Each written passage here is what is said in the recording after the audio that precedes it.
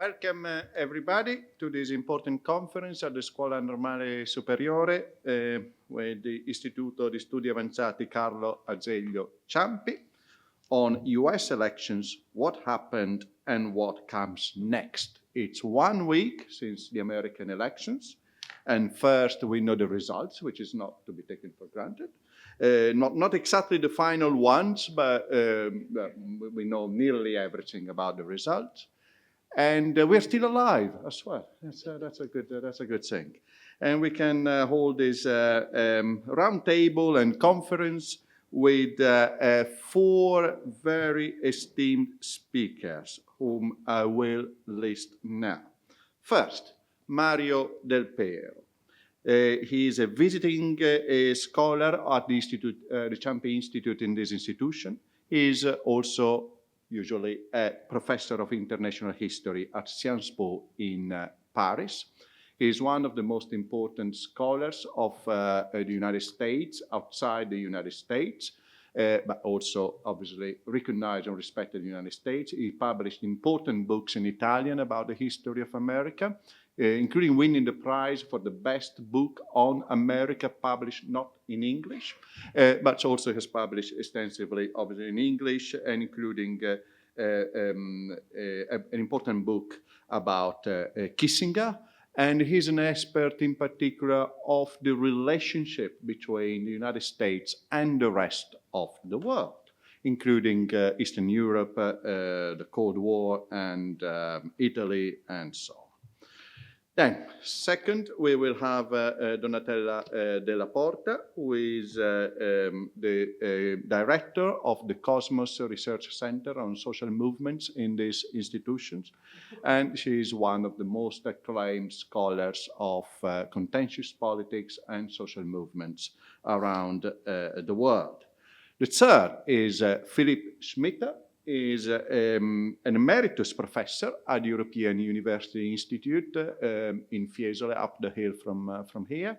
And he has been a professor at Stanford and a number of other places before. He is one of the leading experts of democratization and of interest politics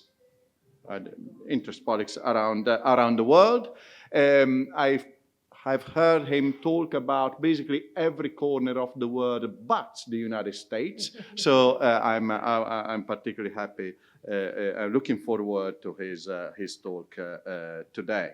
And finally, last but not least, we'll have Nadia Urbinati, who is also a Ciampi visiting scholar in this institution, and she's a professor at Columbia University in New York, one of the best experts of political theory with regard in particular to representative democracy, a topic about which she's written important books and important papers. So I'll keep it short. As I said, we know more or less what happens in terms of result.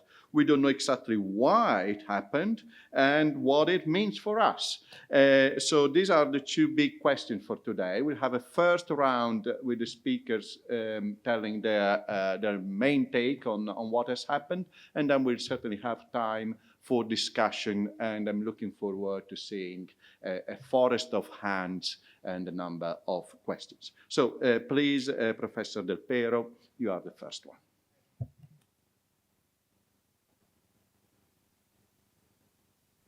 Now you can. Thanks.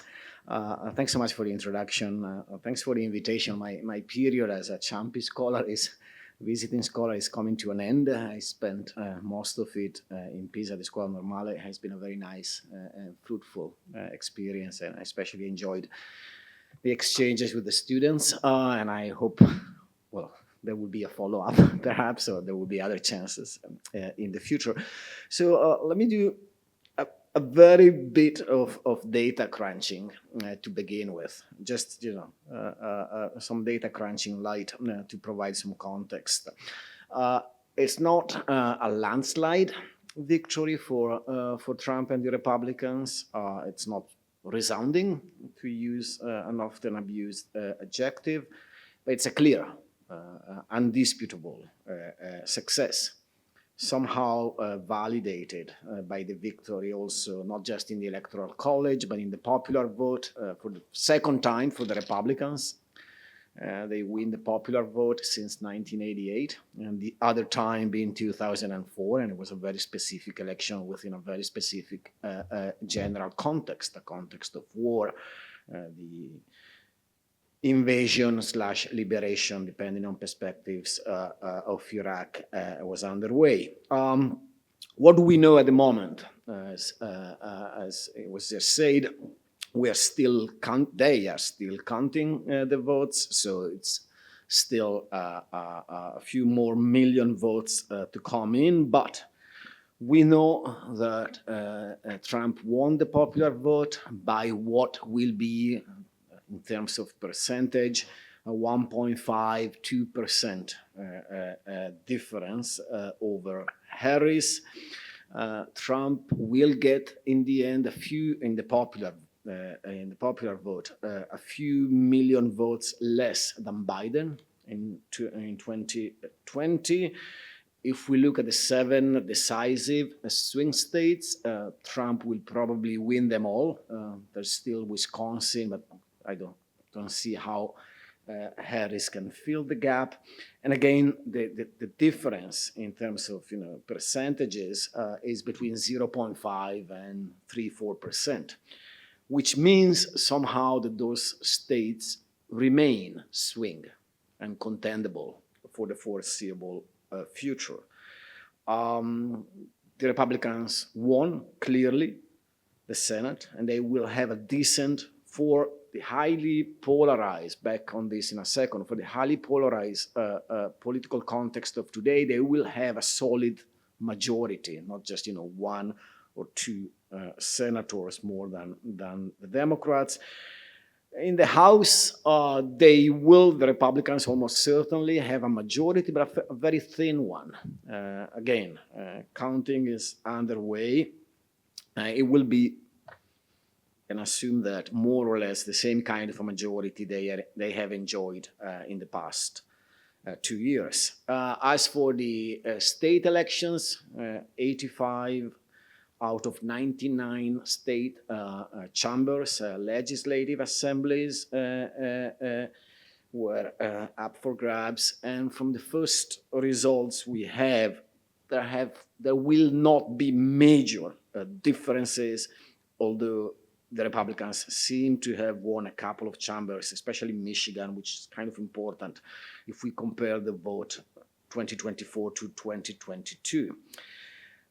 So long story short, the Republicans won, Trump won. There will be a unitary government in which the Republicans have the control of the executive, the legislative, and there is also a solid conservative majority in the Supreme Court. It means there is a kind of alignment of all the levels of power, which will provide Trump and the Republicans with the opportunity to do a lot. At the same time, and that's the second point I want to stress here, it's not a landslide, cannot be interpreted as an electoral and political realignment.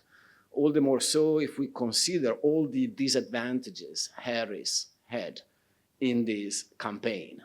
Inflation overall, which played a major role on multiple levels, and we can get into that, and what inflation means and how inflation affects also the effectiveness of the kind of policies the left can implement.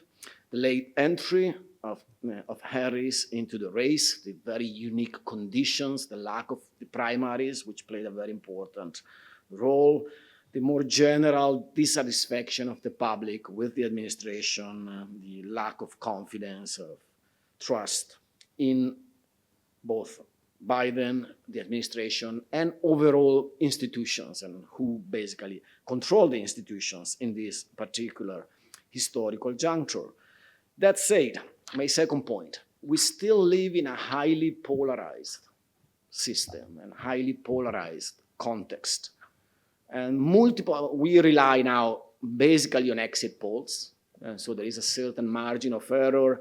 We know that we must take them with a grain of salt. We know there will be adjustments and slight or less slight changes. That said, the main drivers and the main examples at the same time, the main causes and the main effects of polarization are still visible and there and validated, confirmed, reaffirmed by this vote. First, population density and the big, massive gap between how large metropolitan or areas or first suburbia, how they vote, mostly Democratic, and less populated counties, region, rural, desertic, so forth and so on. There's a massive gap which has been confirmed. Harris, I mean, there are exceptions and significant ones, New York, Chicago, but overall, in the large metropolitan areas, she has pretty much, according to the exit polls, the same results of Biden 2020, whereas in less populated areas, exurbia, rural counties, Trump and the Republicans win large, very large, back to the same levels of 2016. The second kind of dividing line and polarizing factor remains gender. A lot has been said on the fact that Harris has not been able to mobilize the women as it was expected, as she hoped. That's all good and well. There is a massive 20-25 gap between how men voted and how women voted. And if we intersect gender with education, the gap becomes even more massive and significant. And that leads me to this third polarizing driver and effect, education. I mean, in terms of education, if possibly 2024 has not just confirmed, but even intensified, strengthened the educational gap in voting between, and as I said, if you intersect gender, race, education, you have a clear example of this. Between white men with no college degree and white women with a college degree, there's like a 55 to 60 point gap, which is huge. And you might ask, how big are these groups? Well, in between 15 and 20% of the overall population, of the overall voters, which is a lot, almost 1/5 of the electorate each. So they can shape the election in one way or the other. All this being said, and I'll be quick just because in order to have a second round, all this being said, I guess only time will tell us how transformational this election has been, because yes, the two sides are very close to each other. It's a fairly narrow, clear but narrow victory, point one. Yes, the context is still highly polarized, which also means that there are blocks of voters that don't move that much, which are impermeable to each other. There's a very low level still of electoral volatility. But there are also a few points, a few things that we must stress, underline, and that should concern, that should worry the Democrats and the left. First, this election is a kind of validation of Trump as a political figure and of Trumpism. Despite what happened 4 years ago, despite January the 6th, despite the attempt to obstruct the peaceful transition of powers, despite what Trump did, despite everything, Trump is back and fully validated and fully. Trump and the kind of discourse, narrative, tropes Trump uses. Second, the Republicans are, for the moment, a fully MAGAized Trump party. And the first appointments, Joe Stefanik and the others, clearly reveal this. The anti-Trump Republicans have basically been sidelined, banished, defeated, or have been put back in line. The case of Rubio is kind of, highly illustrative. So there is a party which is fully in line. Don't expect defections, especially in the House. I mean, if you defect, that's the end of your political career. The next primary, someone will run against you, fully endorsed by Trump, and you will lose. And as I said, there is full alignment. Judiciary, the executive, the legislative. That's the second point. Third, the first numbers, the first data seem to show, and they did show, a clear decrease in the turnout of Democrats. So the point was, a point I guess I made myself, we comment minute by minute, and it seems, so the first comment was, yes, Trump lost, but the Democrats lost, which is partially true. But if we look into those 7 swing states, actually turnout was up for the Democrats as well. Like, take Georgia. Harris got 150,000 more votes than Biden 2020.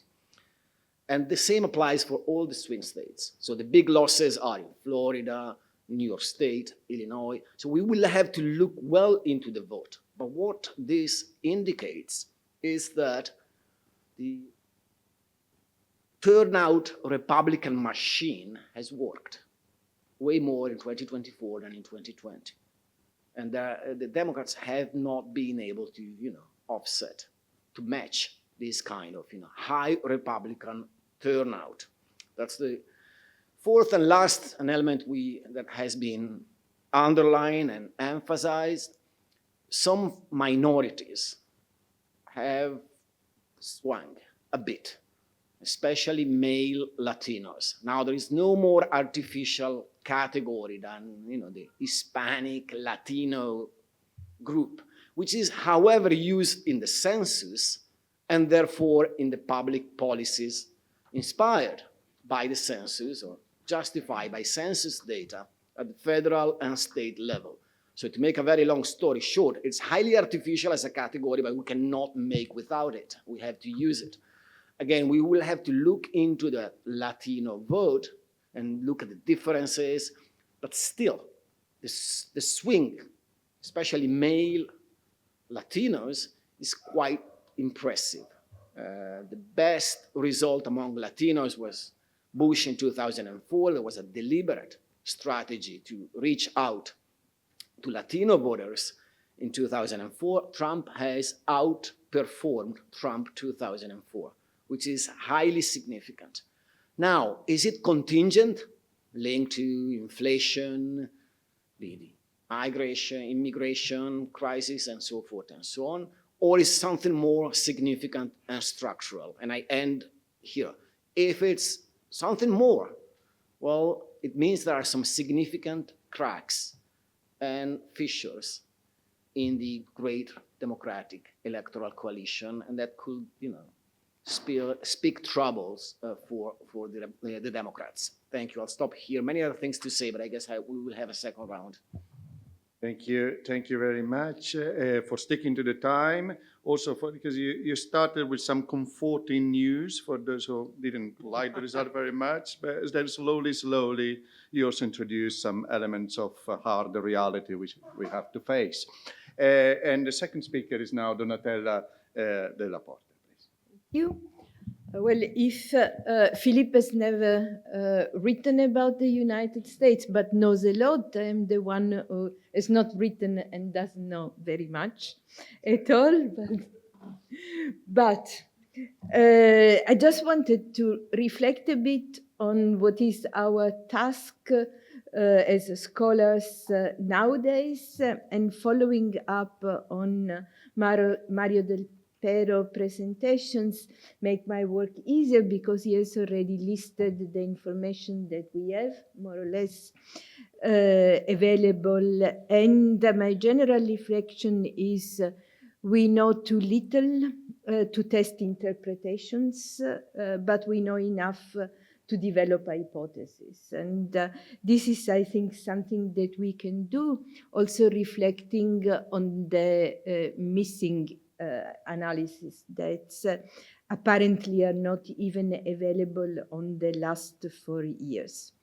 So I think that we need to collect more detailed data, ecological and survey-based, in order to see better to which extent this type of polarizations, which is not what we were talking about, polarizations in terms of ideological positions, which I don't think is there because the Democrats have run a campaign which was opening to the right, not polarizing against Trump. But what can we try to understand in order to see three questions. Who voted for the GOPs, who voted for the Dems, and who abstained? Because in fact, one of the data I've read tell us that one of the reasons why Harris has lost was because less people went to vote for her, while Trump could keep the same amount of voters that were there before. And we need the data on gender, sex, class, on educations, on generations, on religion, and in this systematic way, in order to be able also to understand things that you have mentioned that were present also in the media coverage, which is why the Latinos voted in different ways. Why different groups voted in different ways, but also which type of what we Europeans would call social cleavages had an impact on the elections as well.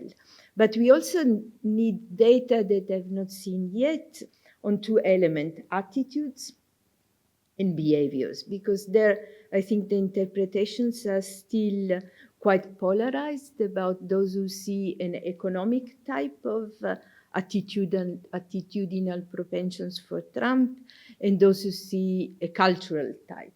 I don't think that the two are in contrast with each other, but I think that we need more data about the economic base, the social base, the degree of racism in the voting for Trump, but also a lot that we need to know is on previous behavior, like previous voting behaviors of the individual. So how much these different results is related with the demographic changes and the fact that the electorate changes every elections, and to which extent there has been a shift on these three levels, on those who voted Trump, those who voted Harris, and those who didn't vote, that were a majority for them.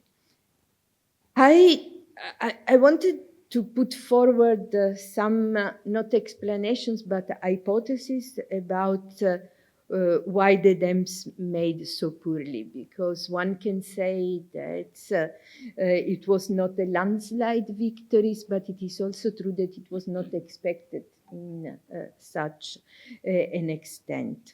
And one possible hypothesis to test is the Democratic parties became a party of the president, and this had several limits. So Nancy Pelosi said Biden's waited too much before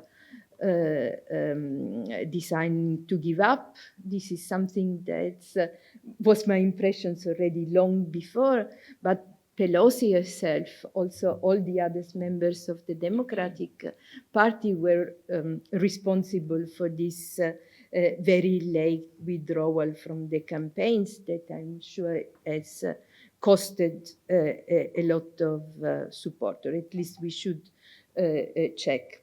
Also, some of the things that Mario listed are the responsibility of the Democrats. So the large unpopularity of Biden is not, say, a natural element, but it's related with the type of decisions that were made. And with the general problem of primaries with incumbent candidates, that seems to be the opposite of what a primary is thought about to be. So just something that happened by default rather than by strategies. And I think also the additional issues to reflect upon in general is which type of weaknesses are related with the situations in which the candidates become the vice presidents that not only had not won the primary now, but had lost also the previous primary in which she was a candidate, and that she was considered as quite weak in terms of her visibility during the presidency, and also quite weak in their attempt to differentiate herself from Biden. So this sort of acceptance of continuities. And by a candidate that didn't make clear what she wanted, and that didn't have even the time to make herself known, because she had not done this during her vice presidency and had not primary to address.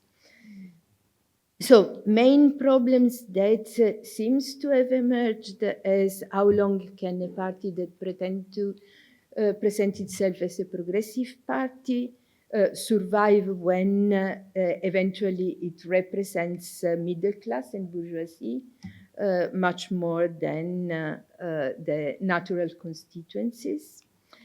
And the two main issues that were mentioned is why the party was not able to address the problem of inflations. That is clearly a problem that tend to affect much more the electorates of the working class or the more pure. I have direct experiences a few weeks ago in the United States, paying $10 for a glass of orange juice in not in a elegant restaurant, but just in a normal shop. So the inflation was something that was, I think, extremely visible. And then Gaza, and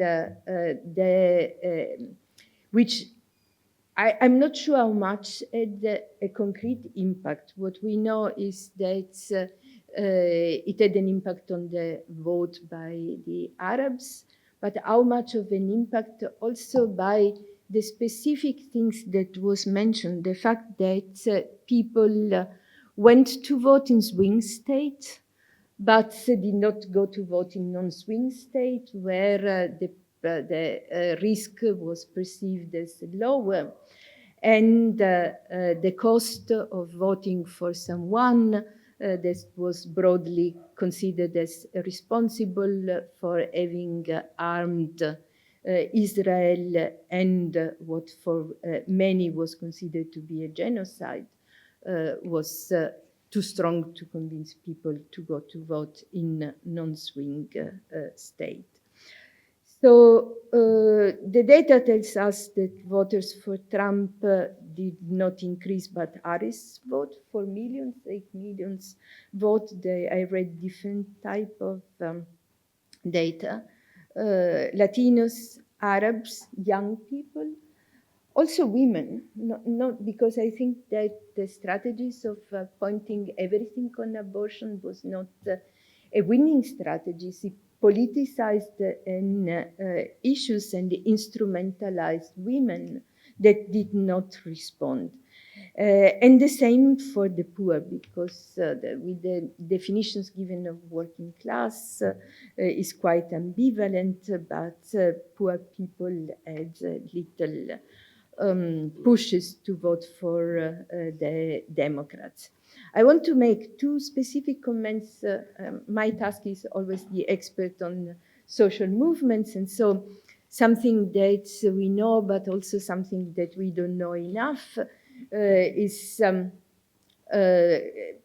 information on how progressive social movements and regressive social movements have influenced the electoral results. So what we know is that on the progressive side, mobilizations for Harris was not as big as it had been previously for Obama or even for Biden on the push against Trump. On the main social movements mobilized, or the most visible movements mobilized, the one in solidarity with Palestine, not only the continuities with Biden, but also many of the symbolic gestures that Harris made against any kind of symbolic recognitions of the movements, I think have been, can have discouraged many.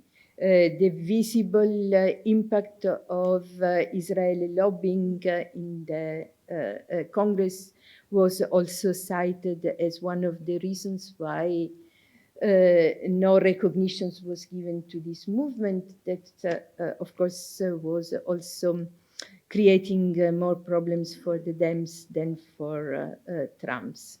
On the labor movement, I think one needs still to have data. It was claimed very often that Biden was the first president to go on the picket line. But if you see the situations of labor in the United States, the impression is that it is still affected by the huge inequalities that anyone going around in the United States could see, from the sort of shanty town that you see everywhere to the really bad shape of all type of infrastructures. My impression is that also for women, for the other environmental movements that had mobilized previously, these elections did not were not seen as an occasion to remobilize, or did not produce the same type of reactions that avoiding a second elections of Trump had 4 years ago. And finally, if we think about the regressive social movements, there is a debate about how much the Republican parties under Trump have become a movement-oriented parties. But what it seems to be the case is that the big push is still given, not only by the almost dead Tea parties, that implies also participations of middle class and middle-aged people, but also by the MAGA, Make American Great Again, which also means a very violent forms of far-right movement and white supremacist type of movements.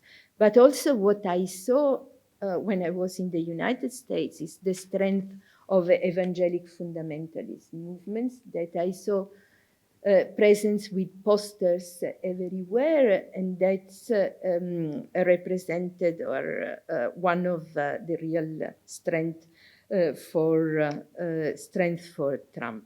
1 minute concluding. I think what one should reflect upon is how these huge inequalities and growing inequalities have affected the Dems, because they were considered as not having performed.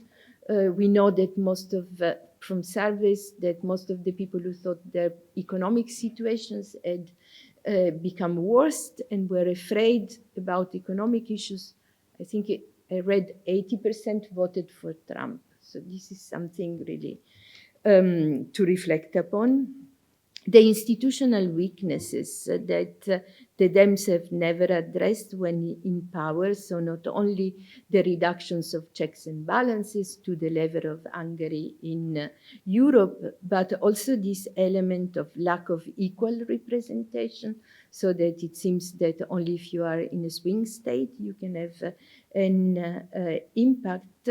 The lack of real existence, it seems, of a democratic party as a party similar to the one we have in Europe, and the growing racism, but also the investment in military budget by the Biden administrations. Again, I've read that half of the federal budget is invested in armaments, and the discourse of Biden has been a discourse of insecurity at the international level and rearmament and a potential war. Something that demagogically Trump has opposed by presenting himself as proposing more peace than war. So these, I think, are big things to address. Thank you very much, Donatella. And we move now to the third speaker, Philippe Schmitter.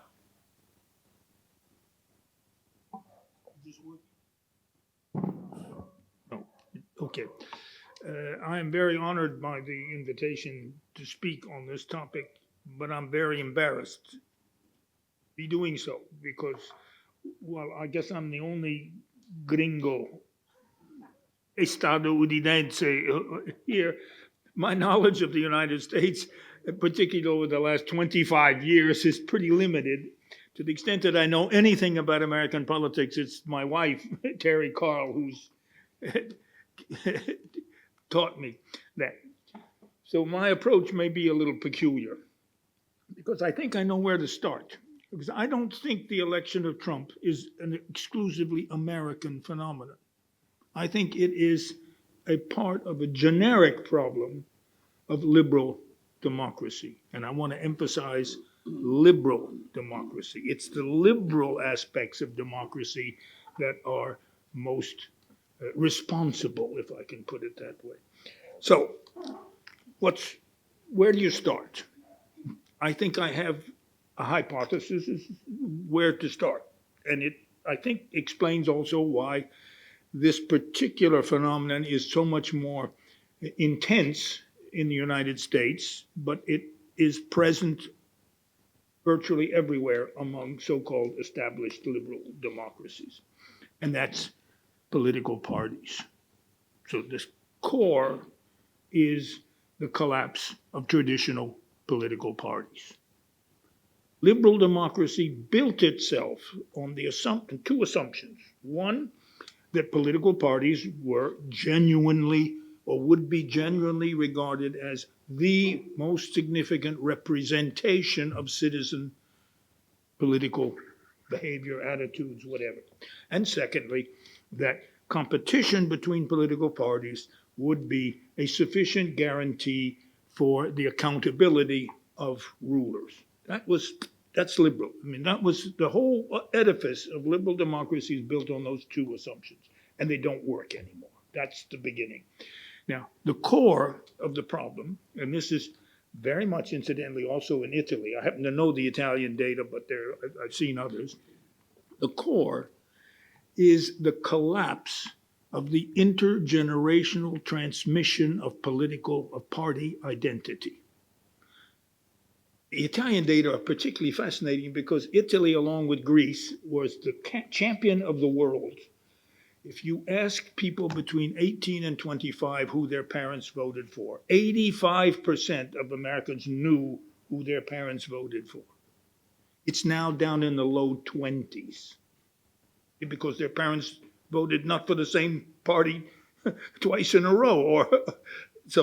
But anyway, the entire edifice of this competitive process, which was supposed to be the accountability mechanism, collapsed because you don't have this kind of ongoing thing.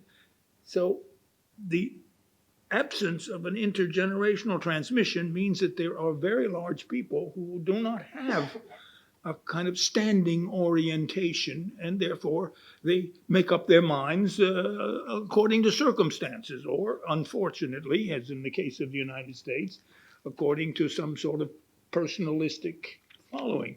So it's ridiculous, for example, to talk about the Republican Party. There is no Republican Party. There's a following of Trump. It calls itself the Republican Party, but it's not really a party as we understand a party as an organized, reasonably predictable, ideologically consistent, blah, blah, blah, blah, blah. No. And of course, the Democratic Party is still a party, but it's a weakened party. So that's where I start, political parties. The collapse of political parties, especially political parties of this kind of traditional, because the other assumption built into liberalism is that the political parties would compete for the center, right? The so-called median voter hypothesis, which is, this basis virtually of all American thinking about elections. It's gone. And with polarization and with the lack of generational transmission, there's nobody there. The middle is, so we've been talking about, several of you use this concept of gaps. The gender gap, the class gap, the urban-rural gap, all of those gaps are a reminder that there's not many people in the middle. It looks like this instead of like a good normal distribution is supposed to look like. So the United States has always been weak, in part because political parties had much weaker roots in the civil society. The exception used to be the Democrats and the labor union, but the United States has less people in trade unions than any single member of the OECD, that is, a advanced capitalist country. So trade union membership also is down. I don't know about other kinds of memberships, but that kind of fabric which projects the party down into the society, in some cases via social movements, but usually through class, sectoral, professional kinds of organizations. I was always very weak in the United States. So the United States is in the vanguard, if you wish, of this kind of collapse of party systems. So that's where I would start if I was actually write anything about the United States. It's very unlikely at this point. Let me just say a few comments about the consequences. Because I say, I'm just have this beginning hypothesis about the causes. So that's the consequences. Well, the most obvious problem is going to be the consequences in foreign policy. Reason for this, fortunately, is that the United States is still a federalist country and there's still important local and state organizations and governments, etc., which will probably keep the most ridiculously insane policies from being actually implemented. And of course, there's still a judicial system, even if the Supreme Court looks like a club of zealots of Trump. But still, even then, maybe the Supreme Court is not quite as manipulable, and maybe those judges have some kind of professional integrity, and they may even. But anyway, domestically, there are barriers. They're not barriers at the national level. They're more barriers at the local level. I say this in particular because when I do go back to the United States, I go to San Francisco. This is the city which probably gave less votes to Trump than any other city in the United States. So you can't find a Trumpista in San Francisco, or you'd have to look very hard to find one. So I'm not familiar with this part of the country. But so foreign policy, and there are no barriers. That's the problem. There are no internal barriers. And it would seem that from these initial appointments, et cetera, that he is prepared to take the most extreme kinds of measures in foreign policy, which obviously has enormous implications for Europe and other places, but I think specifically Europe because of the Ukrainian situation and, for that matter, even the other implications elsewhere. So I just think that you have to understand that. I mean, let's give me an example. This was something that came up yesterday in the discussion we had at Badia. and Eric Jones brought this up. He's a specialist in foreign policy, and he said probably the most important consequence for Europe is that NATO will be transformed from an active alliance with American troops prepared to actually defend any kind of intrusions or whatever it is, into a simple nuclear defense system. So the U.S. will simply say, yes, we won't leave NATO, but the only thing we offer is nuclear protection in the event of some kind of crisis of that sort. Otherwise, the American troops will be removed or reduced to such an improbable level that they don't really represent a credible obstacle to this. And he could do that unilaterally without, there's no barrier to his doing that literally overnight. So just to give you that one example, and that certainly for Europe would be a very serious problem. Now, you can be optimistic. Dialectically speaking, may be good for Europe. Maybe the Europeans will finally get their act together and say, okay, we can't rely on these gringos anymore, and therefore we have to sort of get our own. So that's, I have to say that's, it sounds ridiculous, I admit this, but I know that because I also have this ridiculous idea that Trump's policies will be so damaging internally in the United States that there will be a massive reaction, and therefore he will be not only obviously can't be reelected, but will get Democrats forevermore after this. Now that's a little unlikely. But so, as I say, the most important impact of Trump is likely to be on other countries, and because of the complete lack of any sort of, Machiavelli called them dikes and dams, of obstacles that channel behavior into predictable, normal ways.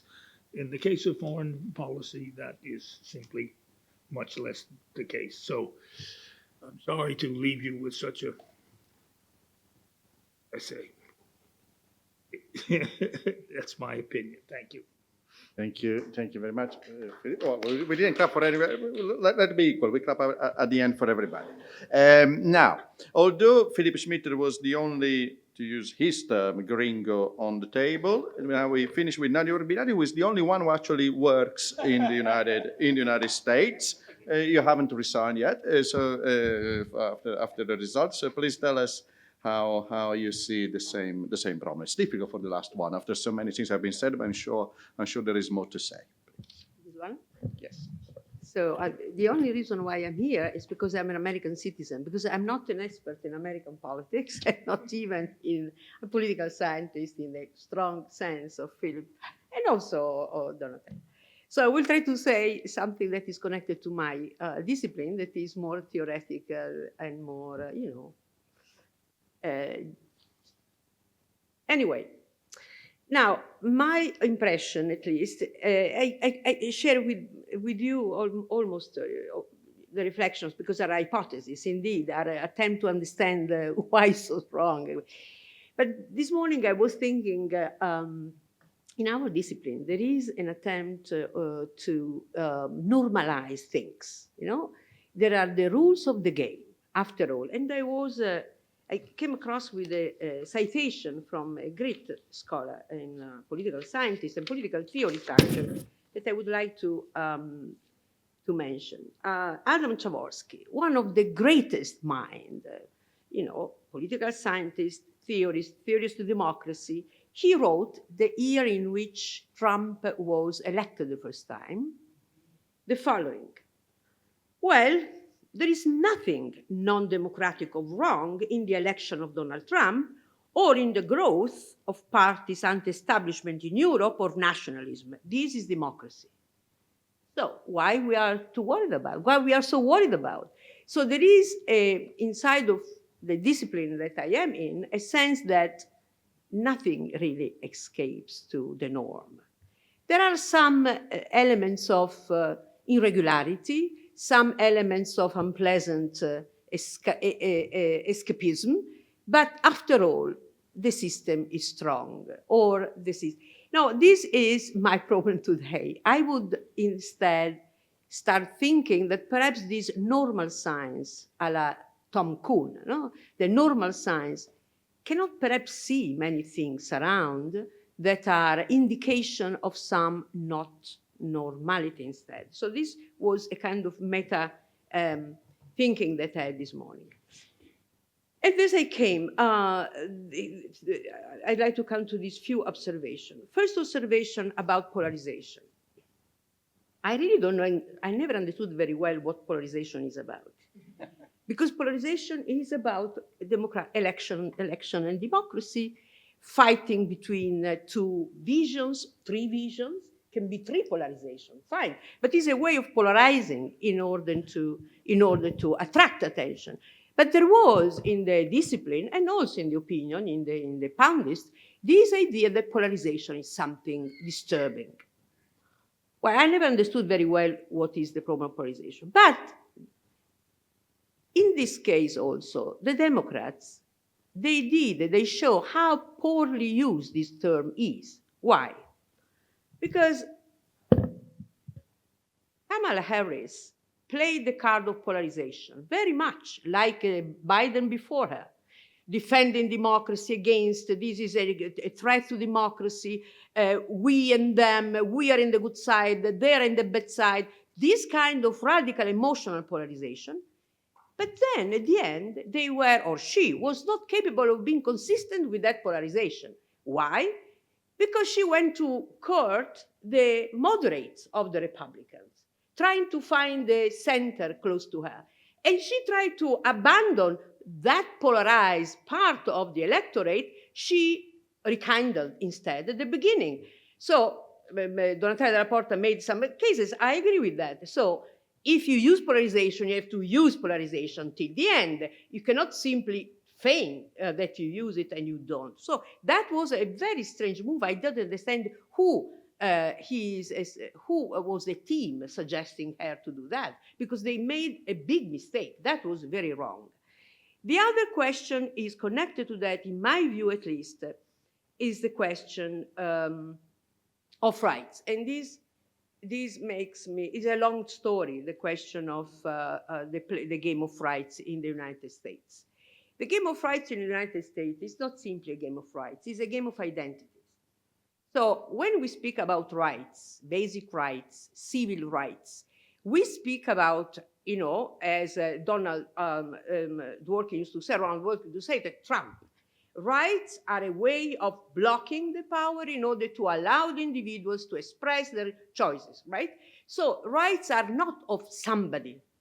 They are not defining groups. Rights are open to everybody to be used. This is the function of rights. Now, it happened instead that beginning with the civil rights movement, I don't want to go, the long story is long, I like to make it short. The question is that rights have been identified with identities. So women's rights, LGBT plus rights, immigrants' rights, black rights, this was a kind of destructuring of society or segmentations. Rights were connected to groups. And when she spoke about people who were supposed to vote for her, she didn't talk about all those groups, by the way, but she insisted on some of them. Women in relation to abortion, though. Women in relation to the right to rule their own body, but not other kind of rights. She never mentioned the question of equality, for instance. She never used the word equality. She never discussed about unequal opportunity. Yes, she spoke about the opportunity economy, an economy of opportunity. But please tell me opportunity to do what in relation to do. So it was a kind of easiness to collect together in the name of rights without successfully doing so. So segmenting society. And then, now I'd like to come to Trump. This Trump, in my view, is very different from the former one. It's different because, first of all, he's extremely angry and is extremely vindicative, is extremely emotional, much more than the first one. Second, the project of unifying America somehow seems to work, because MAGA is not simply oppositional. MAGA is capable of uniting many strange guys, women, Latinos, Arabs people, poor people, under one important umbrella, the classical umbrella of American exceptionalism. America is great, we can make it.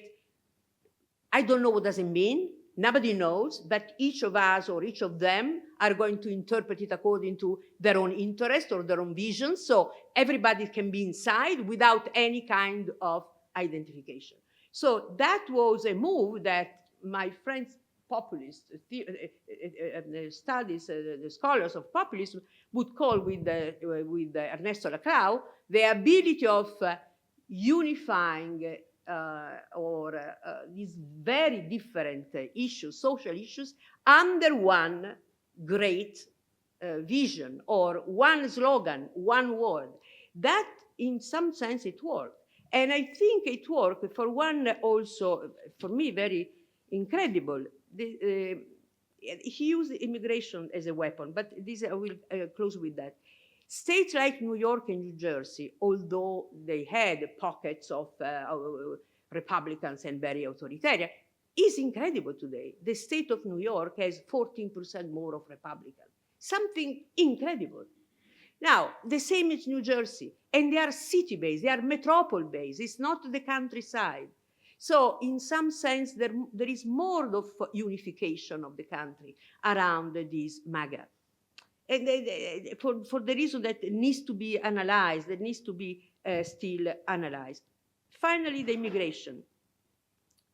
Now, I was shocked by the use of immigration as in Georges Sorel, the myth, you know, the classical myth that you use in order to keep on all the discourse. Is totally absurd to talk about immigration the way in which it did, because American lives out of immigrants who are without documents, undocumented.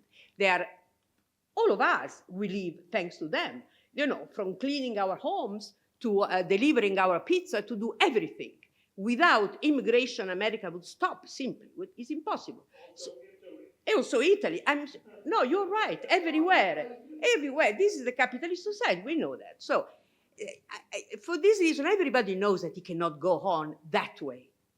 But it's not the question that he can do. The question that he had the ability of saying in such an incredible way, so that I like to mention that, because sometimes little stories, as Hirschman used to say, little ideas, small stories, they help a lot.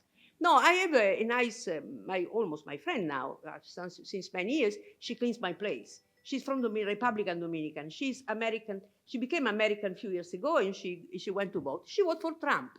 And I asked her, why you vote for Trump? So you have to do two jobs. She works she cleans in the JFK, and then she goes to clean in all our homes. Why Trump? And she said, because 350 immigrants from my countries or Latin America, actually Central America, they arrived to New York lately. Indeed, 350,000 of immigrants were sent from Texas in order to destabilize New York, of course. And she said, this for us is a problem because they are potentially, they don't have a job, so they are potentially delinquent. But this is Trump. You cannot believe that. They believe that because first generation, lot of sacrifice, lot of work, and then the risk of going back. So the question of immigration is a social economic question. Of course, the immigration is nothing to do with that, but is a myth capable of unifying this. So Laclau was right to analyze this question. I like finally to mention something that has not been mentioned here, Elon Musk. Now, Elon Musk is not simply a secondary figure. He's a central figure. I don't know politically, perhaps he's a nuts, he will produce nothing, but in the terms of financial technology and the representation he has, he represents a class, he represents a group of people with a lot of power, and they want to have a lot of power in the globe, thanks to the state and thanks to Trump. So there is a global project of reconquering the world from their point of view, of course, not through the army perhaps, but through technology. But he did something else that we have to pay attention to. He uses the media, as we know, in order to, and the artificial intelligence a lot, to create situations that were completely unreal. So he invented the subjects, he invented the actors, he presented the poor Kamal in situations that were completely impossible even to imagine. He created the reality. And this is something that we have to pay attention to because it's not something secondary.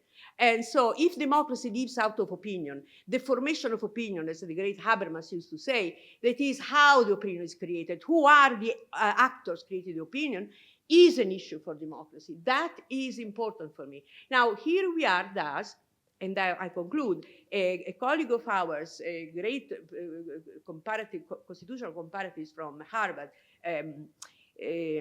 Vermeul, he wrote a book, The Executive Unbounded, years ago. And now, recently, he said, look at why we are so convinced, it's very reactionary, very conservative, why we are so convinced with the founding fathers that there is this tyrannophobia, why we are so tyrannophobic. There is no issue of tyranny today because we have a lot of opinion limiting the power. We don't need to have the division of power inside. We have a lot of possibilities. The people, the public can do that. Well, this is not the case because these kind of activities that Musk presented to us, they give us an idea that what we call the limiting power of public opinion is no longer working as a limiting power, is working as a power of exaltation of a leader. So this is something we have to think about. It's not secondary in my view and needs to be perhaps analyzed better in the future. Thank you. Well, now we can have an applause because it's been a four very, very interesting presentation full of insights on shifting groups of waters, on the role of regressive social movements, on the crisis of liberal democracy, and on the collapse of coalition and the democratic strategy overall. So it's a lot of food for thought. Personally, I'm not an American expert at all. I'm an economic sociologist, and I was really wondering about these problems of, for instance, social inequality. Because if you look at Biden's politics, they've been the most left-wing, certainly much more than Obama's, certainly much more than Clinton, who won huge re-elections. You have to go back to Roosevelt, I think, for a left-wing president. It is a rare period when inequality went down, especially the income of the bottom 10% went significantly up, and there was specific policy for that. Did it help for the votes? Zero. Actually, the poor shifted to Trump, which is very similar to the paradox with Gaza, because Harris was inconclusive and managed to lose votes with the Jews and lose votes with the Arabs. But why did Trump well, I understand why Trump increased the vote with the Jews. Why he massively increased his vote share among the Muslim and the Arabs. So, there's an old saying that in politics, it's not the best ideas that win, it's the simplest one. And we reach probably the extreme point in this process, which raises a lot of questions. What kind of policies can there be against? I mean, the three policies that I mentioned as most important by swing voters in opinion polls were one, inflation, second, migration, and third, gender identity. They're all three very difficult areas for the left or for the Democrats, very easy ones for the right. So we're really playing on the opponent field for the left. What easy message can be given on inflation? Well, the left has always been to give the priority to unemployment rather than inflation. But inflation also wins the election actually even more often than unemployment. On migration, it's quite clear what Trump says. It's not very clear what Harris says. On gender identity, it's quite clear what Musk and Trump say. It's not clear at all what the Democrats say or anybody else. So, but before we have the second round about the messages and the policies and so on, if there are some questions, we start to collect some. If you are not too depressed by what you have heard. I see 2 hands here. I would like a little bit of diversity, in playing Kamala Harris now, a bit of different identities as well. But otherwise, we go for the white male professors. That's it.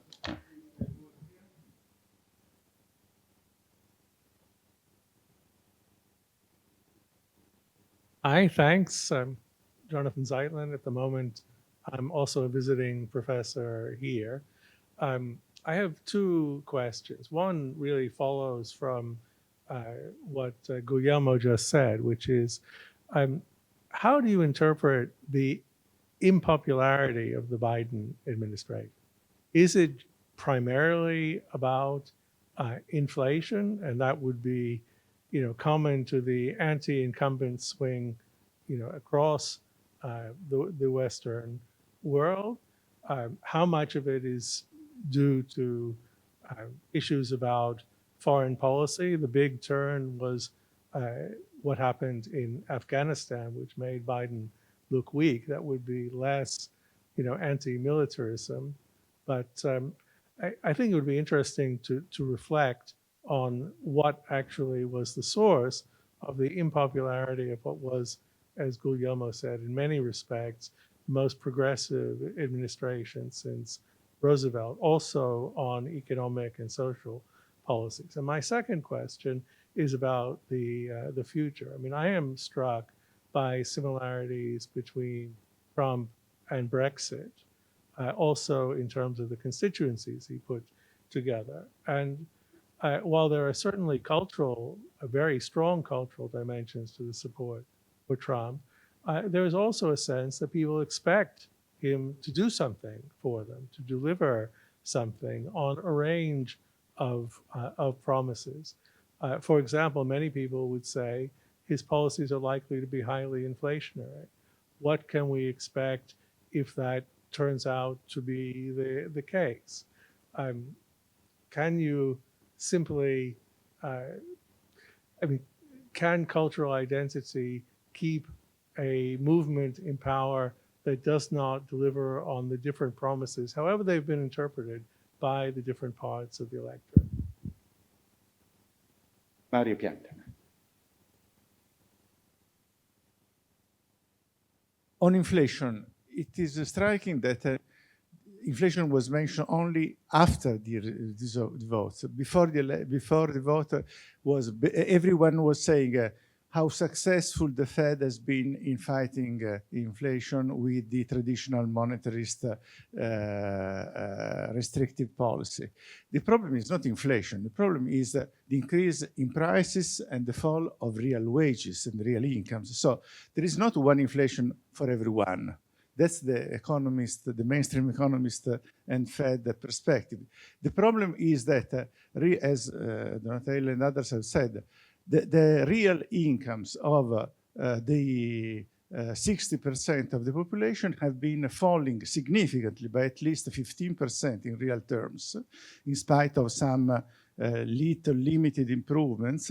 And the impoverishment of the large majority of the population is a fundamental process in the context of increasing inequality, because the rise of incomes of the top has been enormous, and the gaps in relative terms have been increasing even for middle classes, which may more or less survive. So under 100,000 euros of dollars of income, Trump won. So there is a fundamental class realignment. So I think that this is a political realignment with the dissolution, as many of you have said, of the Democratic coalition, both fundamentally on a social and class basis, on top of the other elements, race, gender, and so on.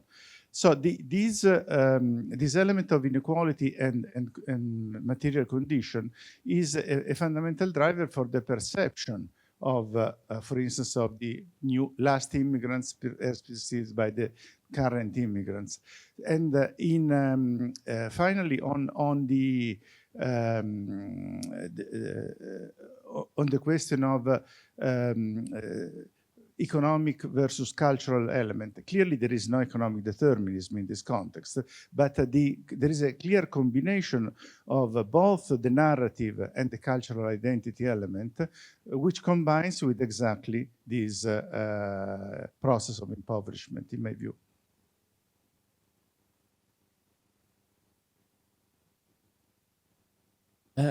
Yes, there are various elements here, but one thing which has not been described enough is the foreign policy of the Biden administration. Democrats historically have always been the militaristic party in American history, from Truman and Korea, going then to Kennedy and Johnson in Vietnam, and then you come to Clinton and Serbia, Hillary Clinton and Libya, and now you have, of course, Gaza and Iran and Ukraine. So one problem with the position of Harris is that she was justly perceived as part of the Biden administration. The Biden administration was ridiculed several times for its not being capable of putting the brakes on Netanyahu policy. Netanyahu clearly was the best ally of Trump, not because of the Israeli lobby, but because he demonstrated that Democrats in power were spineless, ridiculous, incapable to obtain anything from his government. And also, this was not only a factor in the Michigan Arab community. It was also a factor, generally speaking, in the entire United States, because it's also well known that Americans love the homeland and have flags in their garden, but they don't like wars, and they don't like to spend for wars, and they don't like to be perceived as a weak country. So all these factors, plus the really unsettling and unbelievable support of the Cheney family for Harris. This was another ridiculous thing, because everybody knows what Dick Cheney did in Iraq, and everybody knows that Liz Cheney is not a progressive woman or state woman. And so all these factors together created the image of Kamala Harris as a known leader. I don't agree with the theory that she had no time to present herself to the American public. Well, first of all, 3 or 4 months are plenty of time if you have, as she had, $1 billion to spend in propaganda. But the fact is that she had not one policy of her own. She was perceived as the weakest part of the Biden administration. A final one, then we have a round of answers, and then there will be another one. I have in the list another 3 men, and then if in the meanwhile somebody else also joins, it's great. Thanks very much. 2 or 3 things. First of all, 9% of new voters, if the data, as Mario Del Pero already said, of new voters have shifted towards the Republican Party. New voters are not, of course, only young people, but also people that Trump manages to bring to the voting machine. But among those people, there's also the young people. One factor that I would consider thinking about young people, young male, possibly or probably more young male than young women, is COVID. Who did close young people in their houses and in their homes? The Democrats. In Florida, they were having the spring break vacations, while in New York, you were staying at home. That can be a factor. And it can also be a factor on what idea do you have of government, of freedom, of whatever. Then there's a second thing, is that we maybe should look at this on a not long period, but I mean longer. I mean, I think this is an opinion. Since 2006 midterm elections, Americans have more or less voted against, apart in one case, which is 2012, in which, though, the Republican candidate, remember, it was after the subprime crisis, there was Occupy Wall Street, and the Republican candidate was the one who was caught on tape saying, we are the 1%. And so also that could have been partially a vote against the ruling class. So that's another case. Here we have another case of a protest, a vote. It's just a partial explanation, of course, but it's something that can be added. Third, and this is somehow a question for Donatella maybe, we have had during the Biden administration and during the Trump administration huge movements. At the beginning of, I would say at the beginning of the Biden administration, it was the wave, the long wave of the Trumpian era, on the first Trump administration. Those movements have had an impact on Biden policies and Biden way of presenting himself to the general public, but have also caused a reaction. This is also something that Professor Urbinati was saying about segmentation of rights and of and not having the Democratic Party, not having the ability to talk to everybody, but to different segments. I mean, I'll give you rights, you rights, you right, your rights, but this is not talking to the country. In a country which has a religion of itself, a perception of itself as something special, where white people especially, but everybody has been taught that they are special, that their country is special, that blah, blah, blah, and therefore not giving this idea to the general public might be an handicap for a candidate. And then there's also this thing of this reaction, movements, again, from the right that reacted to the movements on the left. The movements on the left did lose steam after Trump lost, which is also something that... Thank you. A lot of more issues and have been raised and aspects of the election. I would ask to give some reaction. First of all, our two Ciampi visiting scholars, because we need to exploit them while they're here, okay? Before they run away. So we're going to the same order, yes. Mario Del Pero and then Nadia Urbinati, please. In order to justify our presence. There are many things to say. Let me just say at the beginning that I'm not so sanguine about the ability of the judicial system to eventually contain and limit executive action.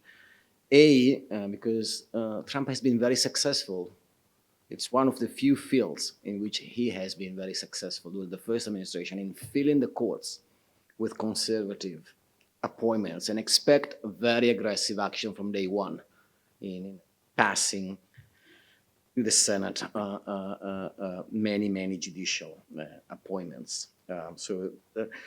Now, so many things to say. I'll try to tackle a couple of points which have been raised. Inflation. If you look at focus groups with voters before November, I mean, invariably that was the top issue. Purchasing power, high prices.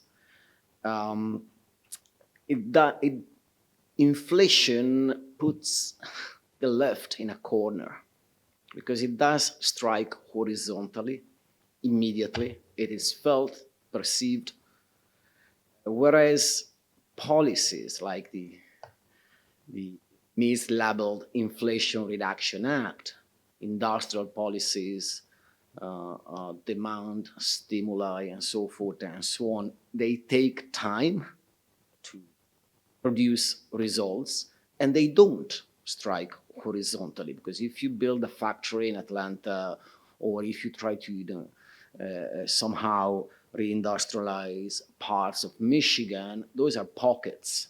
You create 20,000 jobs in Atlanta, which is great, and so forth and so on. So for the left, inflation poses major, dilemma, because at the end of the day, the only effective immediate action you can take is by cutting taxes, right? But that's not leftist policy. It's not what you want to do.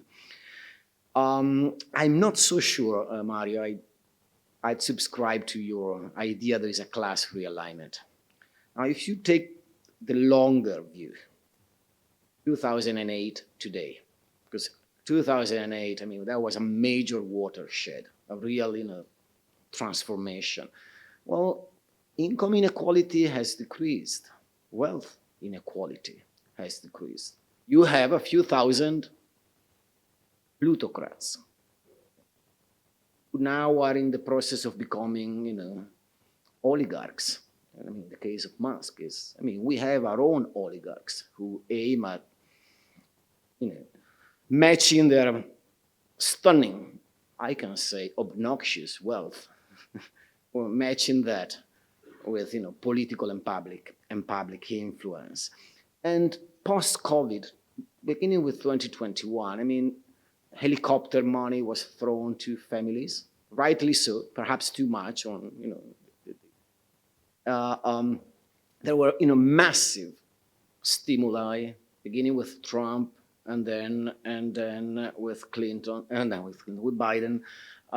You had, an effort, as you all said, at promoting, implementing very progressive policies and legislation, because that was kind of unique to Biden. It was not just policies, executive actions, signing statements to federal bureaucracies. Legislation was passed, heavy legislation. But my point here is that was mostly toothless against inflation, which bites immediately. It's felt immediately. And as I said, all the focus groups with different electors, it was invariably that, even because, that's my second point, the reaction to inflation fed an anti-political, anti-institutional narrative on which the right can thrive. Because official inflation is so dissimilar from what you feel, right? You are told that inflation is down to 2.5, but you go to the grocery and eggs are up 25% for 2 years before. So kind of mistrust of government institutions is fed by inflation, is multiplied by inflation. And that kind of anti-institutional, anti-political narrative is something that Trump has been exploiting since day one, since he decided kind of, accidentally to enter the political terrain. One point and then I stop. I have many other things I'd like to say, but time is running short. On the future, now I'm a historian, so I deal with the past. I imagine and sometimes try to invent and predict the past. There is a major difference, which many of us have emphasized. In 2016, Trump was kind of an accidental president. He looked so, he was immediately, placed under tutelage and control by the establishment, Tillerson at State, McMaster, National Security Advisor, and so forth and so on. And his administration was highly dysfunctional, grotesque turnover, messy administration. 2025 is different, way different. He's not an accidental president anymore. He has a kind of, legitimacy, investiture, which he surely lacked in 2016. And as we said, the Republicans might not exist as a party anymore, but MAGA as a movement is there. My sense, and I stop here, is that MAGA cannot survive Trump. MAGA without Trump loses. It lost, even Lake lost in Arizona, and there was a huge, massive gap. But still, MAGA is there. The first appointments offer a clear indication of what we can expect. As I said, many other things to say. Let me just say that Liz Cheney, her voting record in the House was one of the most anti-union ever.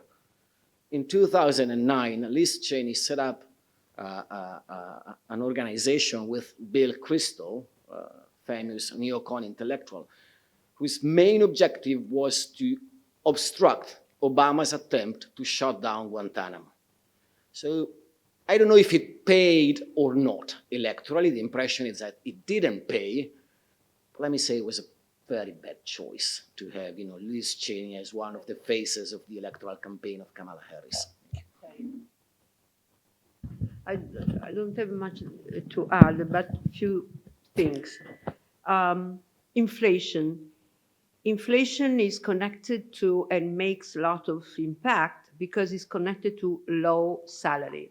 The salary are very low, and sometimes, many times, ordinary people have 2 jobs, 3 jobs. So it's not simply inflation, it's poverty.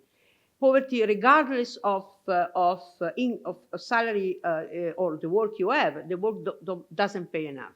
So this is an issue that emerged immensely with COVID and after COVID. Do you remember when there was this kind of withdrawal from jobs in the airlines and so forth? They couldn't even have flights sometimes because people stopped. They stopped because they were paid too little. They wanted to be paid more. So that issue of low income is huge. Low wage is huge. The second, and indeed, what Trump did smartly, detaxing the tips. So the tips is something that the waiters they get from us, from the clients, something that integrates their own salary, and it was under taxation before. I'd like to say something on abortion, because this shows the change from the court to the local states legislature. The cancellation of Roe versus Wade a few years ago made abortion a state issue. So each legislature now, they have to solve the problem somehow. Either they use a majority in the legislation, or they use a referendum. So it's no longer a federal national issue. And she insisted a lot about that, but that was not an issue that pertained to her or to the House or to the court any longer. So she made a fight over something that the president or his party couldn't, or her party couldn't do anything. It was useless somehow.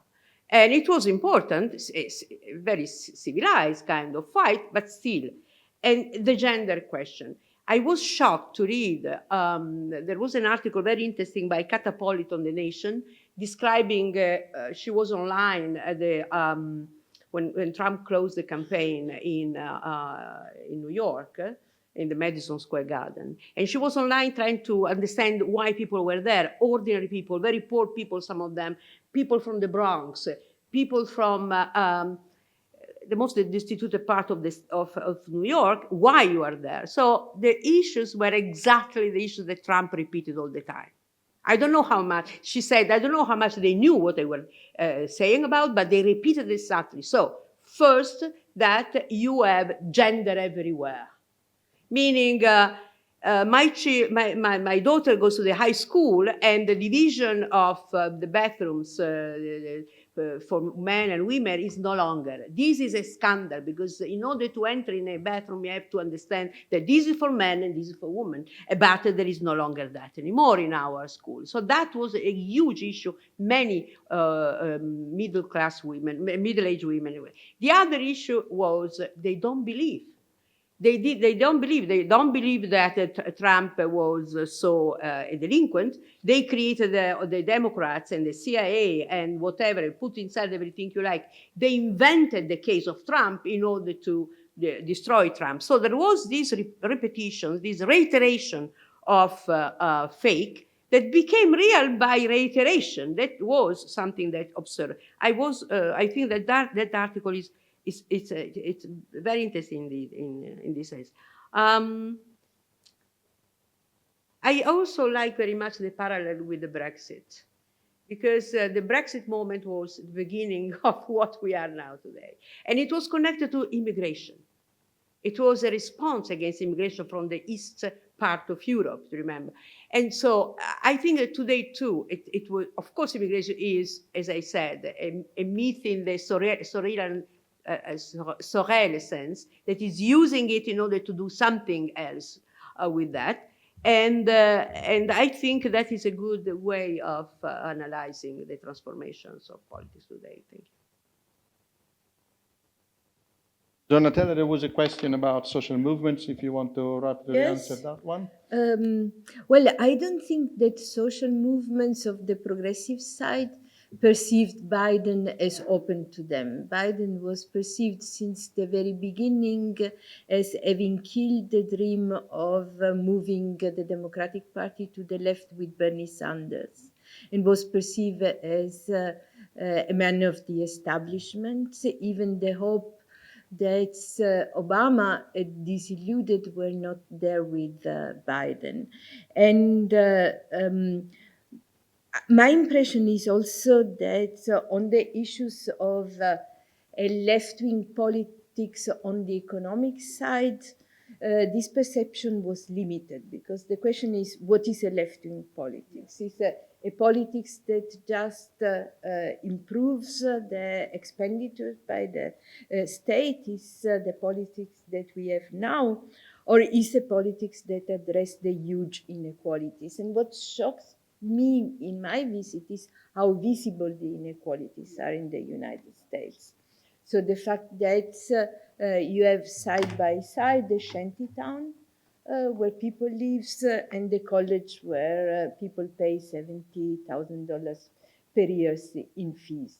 So I think that this is an element which, combined with the inflations, but also brought about disillusionment with the capacity of governments to make a difference for normal people. I read surveys among Black voters, and a large number believed that the results of the elections would have not have any effect on their own life.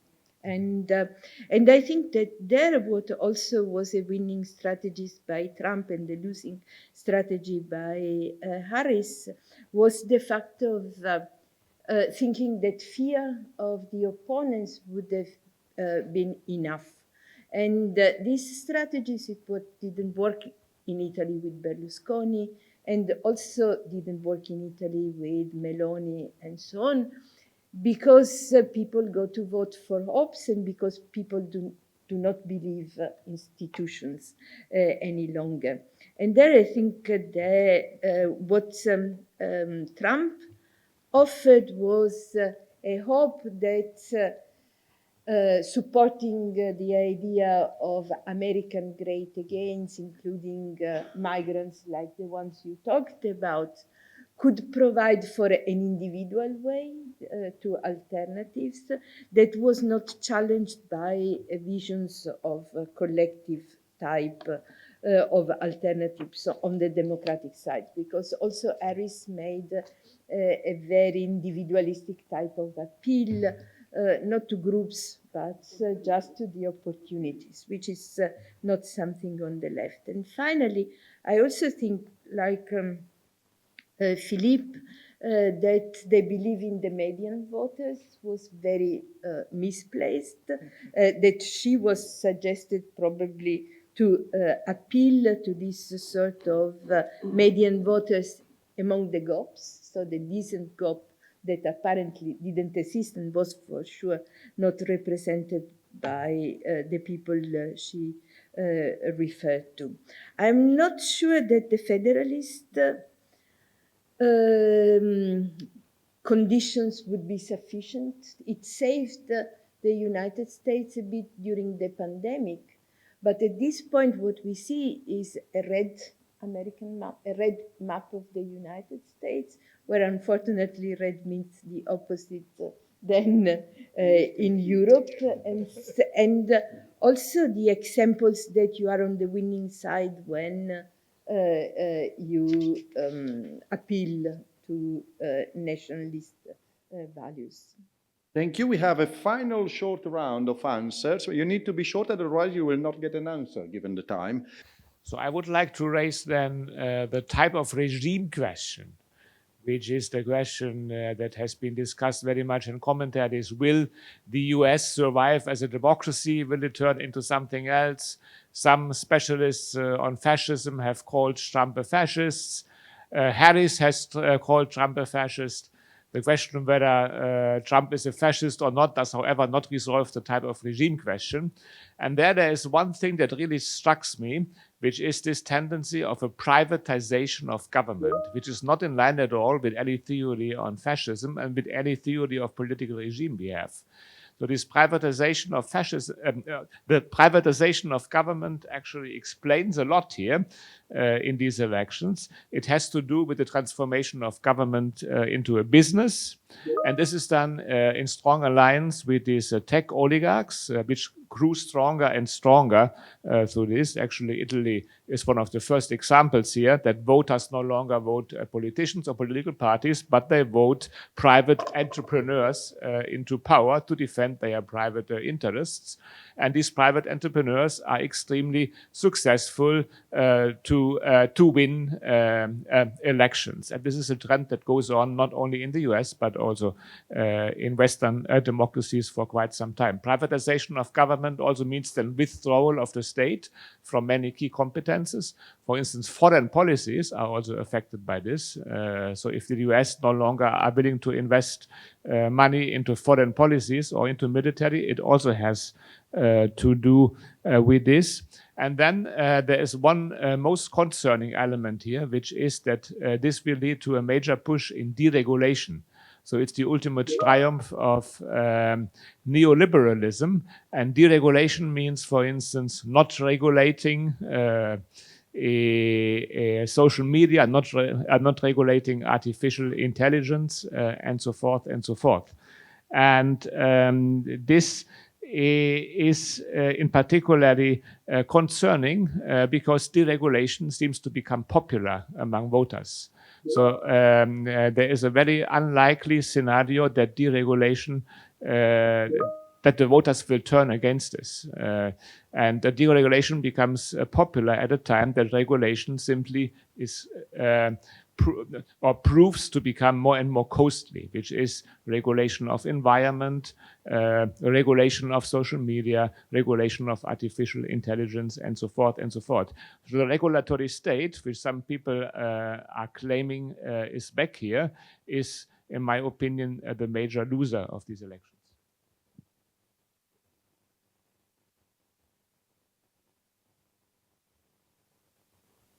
Thanks. I'd like to pick up on this because it dovetails with my own question. And that is, when we see an election result where there is a majority, we have a tendency to think that this is a kind of closure. And I would wager that this is not the case in this particular election, because we are already in democratic backsliding land before this election took place. So it seems to me that we have to look at broader factors, that the whole ecology surrounding an election, in order to assess the actual outcome, certainly in terms of a normative assessment, That is a necessary element. But I think also actually in political practice, because there was a lot of manipulation and there has been quite a lot of undermining of the conditions for democratic campaigning and so on in the US over time. The Supreme Court has done some fundamental moves in terms of allowing corporations to have the freedom of speech and therefore unleashing the power of money into the whole situation. The extreme inequalities we have that was talked about are elements of all this. What I think we need to do is to look at these things together, because this is a syndrome.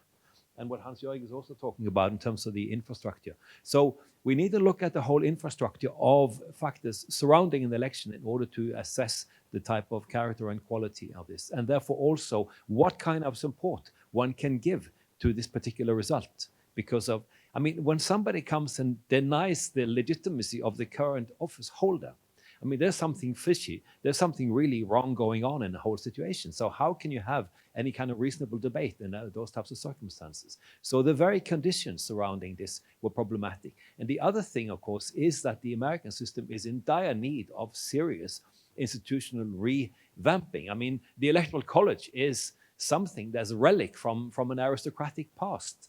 You know, so that this is ridiculous in the first place. There's nothing to do with democracy. If anything, it's an obstacle to it. So that's one of the elements. And of course, as Philippe was talking about in terms of the party system itself, one would actually need to have stronger parties. I mean, the Americans and so we're talking about mishals, the danger of oligarchy, but organizations are also buffers against hostile takeovers from people who don't have any kind of political training. So, and that's also another thing with Trump. He is a person that espouses a despise of politics.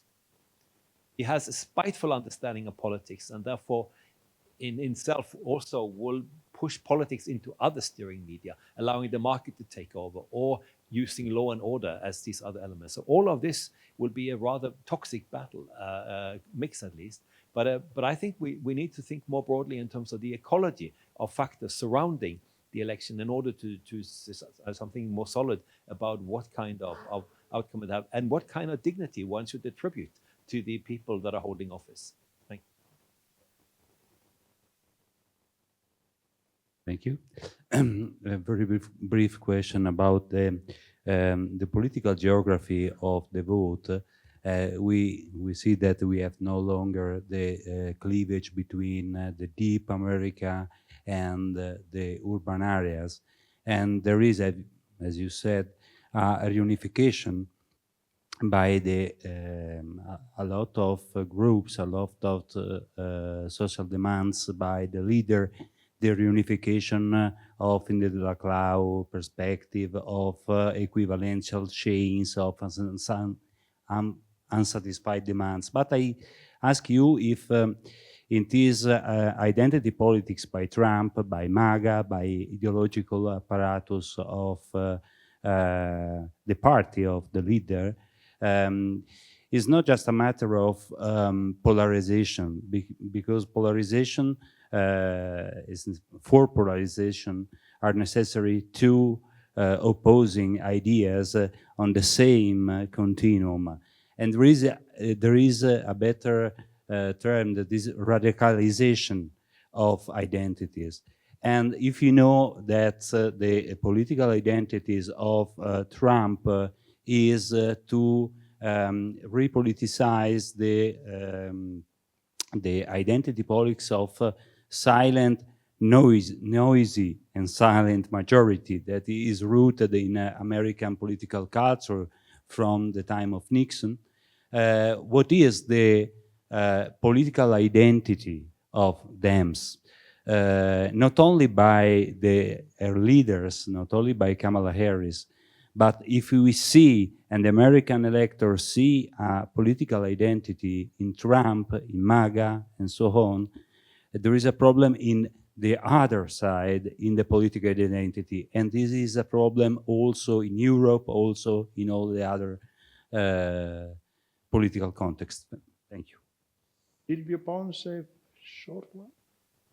Yes, thank you. Very shortly, I have a question for Mario on international politics.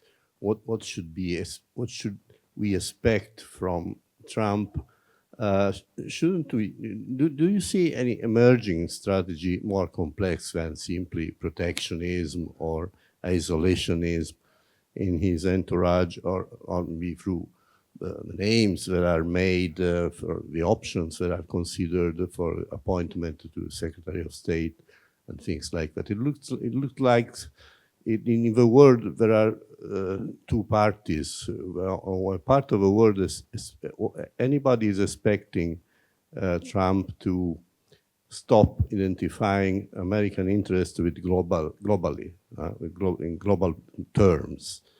And one part of the world fears that, in Europe particularly, and another part hopes this to happen, the BRICS and Putin particularly. In Russia, they say that Putin considers Trump as a useful idiot, but I think things are more complex and Putin is more intelligent than that. So should we expect a selective strategy of American interest in the world, and in what sense? That's the question. Thank you.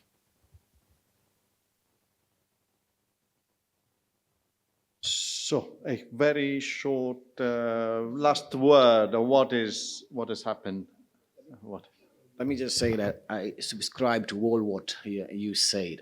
If there is a major failure of our democracies, but that failure has been the inability to prevent the occupation, exploitation, use of public spaces and public goods, or what should have been public goods, by private actors, and the late attempt at regulating what has become completely deregulated has failed, and much could be said also on the outsourcing of key functions of foreign and security policy, which predates Trump. Just think of Iraq 2003 and how the war on the chip was pursued and what has followed. So we have a pattern there.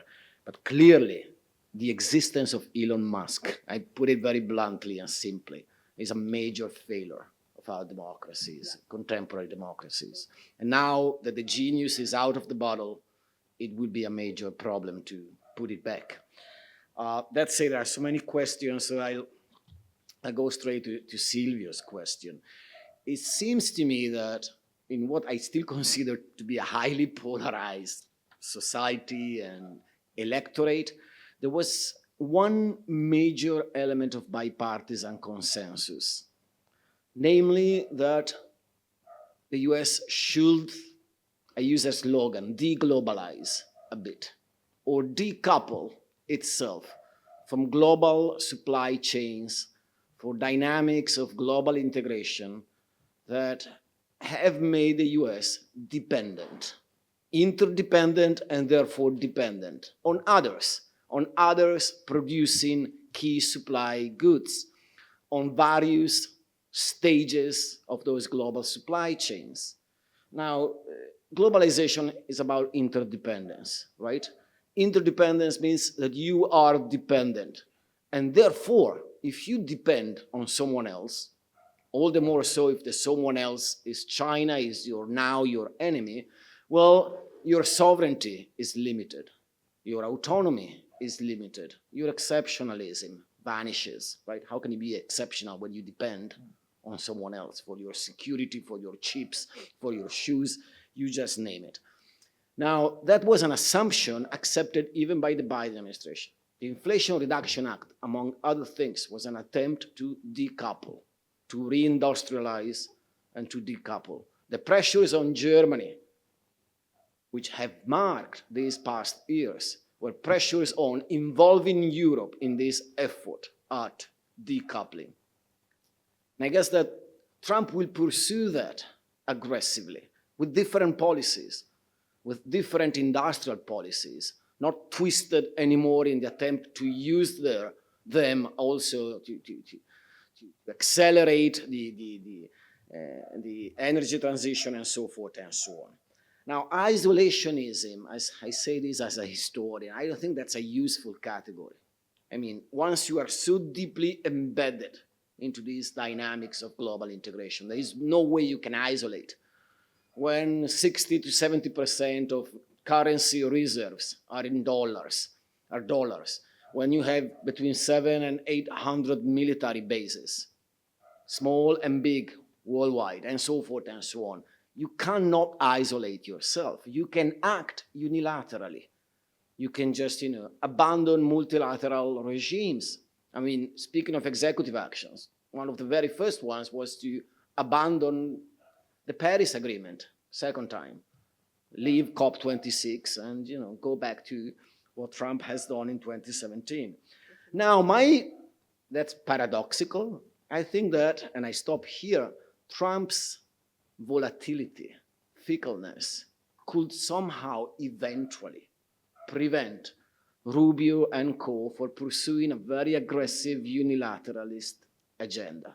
But that's my only hope. And it's a very, as you can see, it's a hope which is based on very fragile kind of, basis. Thanks. Thank you again for your effort to find also some little hope in the corners. No, indeed.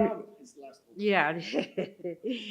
In my few notes, I really insisted, and I didn't read actually, the question of privatization of states, which means that the extra political power, technological and financial power, monopoly, because this is a monopoly power. They are against, as I said, Elon Musk said, and also Trump said, we are against the free market. So they have an idea of global domination through the states. So Elon Musk, following him in Russia, he really his idea is to cover the globe with his own business and the business of his. So through the states. So the state is a kind of vehicle for that. That is a change of regime. But remember, the United States was never totally a division between economy and politics. Madison, the founding father, he said clearly, there is a condition why our state is going to last, that is never touch on private property. That is, the question of economic is a very important issue for the United States. It's never been completely outside or indifferent or separated. So in this case, though, the unification is on the side of the private and the use of the states. As for regulation, already he said everything about that. The question of deregulation now, it is that different from the one started in the 70s, which was a moment of expansion optimism with the neoliberal Chicago school. This is in a dark time. It's a kind of regulation in a dark moment, because it's Trump is not really a flamboyant kind of hope in the future, whatever. It is vindicative, it is violent, it is dark. It's fear is the condition that he insisted so much, or the passion that he uses so much. So deregulation in a time of darkness.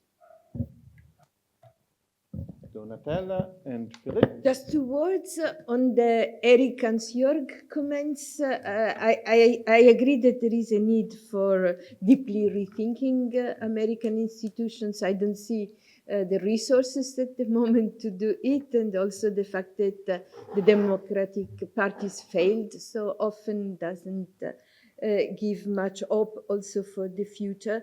But I also don't expect deregulation to be so homogeneous. There has been also a lot of pressure towards regulating, like the trade, so the tariff. You expect high level of regulation, and also that regulations will spill down to other institutions. For instance, what universities are doing. Trump is proposing to eliminate the Ministry of Universities and university regulate themselves in such a way that regulations are heavily felt also against freedoms and so on. I agree very much with Lorenzo that it is more an issues of radicalizations on the right than an issues of polarizations, because polarizations would need to go into opposite directions while Harris moved toward the center. And the final issues that was not addressed, but is to be reflected upon in relations with what Mario had mentioned, the hope that Trump is too volatile.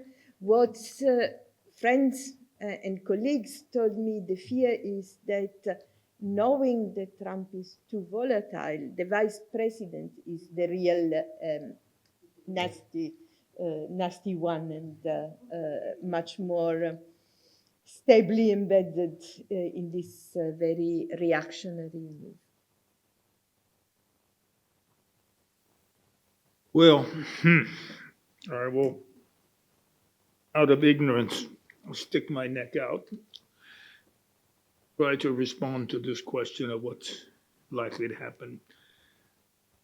I think we have failed to understand how extremely weak the MAGA movement is as a movement. This is one reason why the comparisons with fascism is dubious. He sounds like a fascist and he thinks like a fascist, but he doesn't have a fascist movement behind him. He doesn't have that organizational structure, and the country's not in the kind of condition that fed that structure. A. B. He's not merely erratic, he is really, I think, mentally effective. Okay, I'm sorry. I mean, I'm just being very frank. And therefore, not only is he unpredictable, but himself is. And so try to imagine the MAGA movement without Trump. His vice president is not a substitute for him. So it's a very weak movement, concentrated on him as a personality, and that personality is a very vulnerable one. That's the first point. Second, yes, he's erratic, but what I'm trying to think about is the kinds of policies, and what's important, remember, this is a 4-year term, right? So what I'm trying to imagine is the kinds of policies that he is likely to take, and he's, I say, unlikely to be prevented from taking policies he impulsively likes. How quickly do they have the effects? In other words, deregulation takes a while. So you deregulate, and then people are going to be eventually under their whole confidence in the market, and everything will be undermined. Not to mention the climatic changes. So I don't know what, but my hunch is that it's going to be a disaster.